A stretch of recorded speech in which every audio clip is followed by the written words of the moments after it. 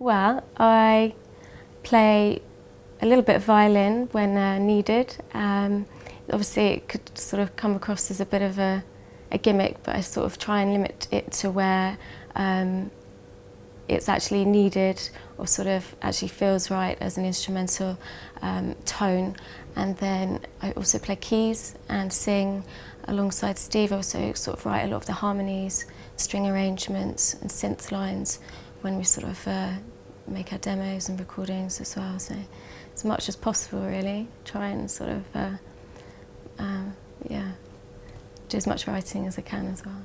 My violin was one on the horses. My granddad put a bet on the horses when I was really young, and I decided I really want to play violin, so that's how I acquired it. It's very old, but it's also not worth very much at all.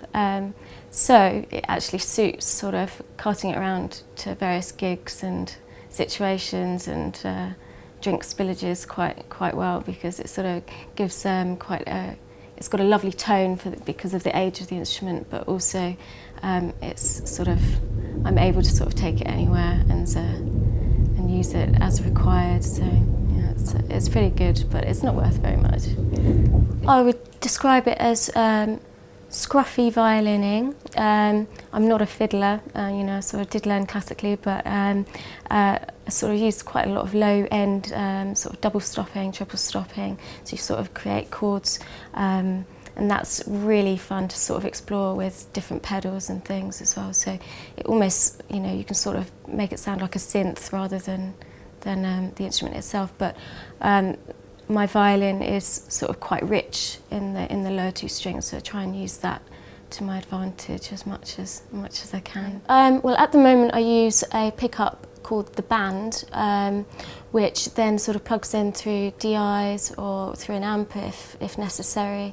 I'm actually sort of exploring different options of an electric violin at the moment, just because you can sort of come across different sort of sound issues with different venue setups and things when you've got an acoustic violin. Sometimes also you can get sort of different buzzes and frequencies that sort of cause problems. So as much as I love using an acoustic violin for the sound, I think it might be time to start looking for an electric for live shows too. Well, I play a Korg SV1 and it has 88 keys. I went for the larger one because you get sort of an extra octave of sort of low notes, which works really well with any sort of really heavy organ sounds, or even with the Wurlitzer's sort of replicas on it. It really does make a difference with sort of boosting that sort of heavier side to our music. So it's an amazing instrument. I'm really pleased with it.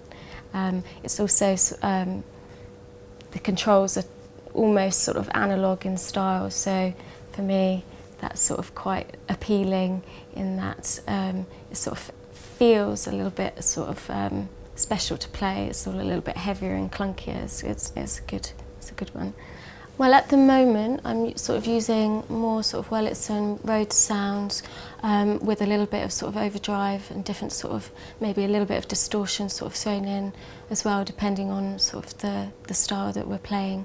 I'm really, this last sort of few months, I'm getting to grips with its capabilities, and I'm finding actually it's sort of defining the sound of planes a lot more now. I'm sort of getting my way around the instrument, so yeah, it's brilliant.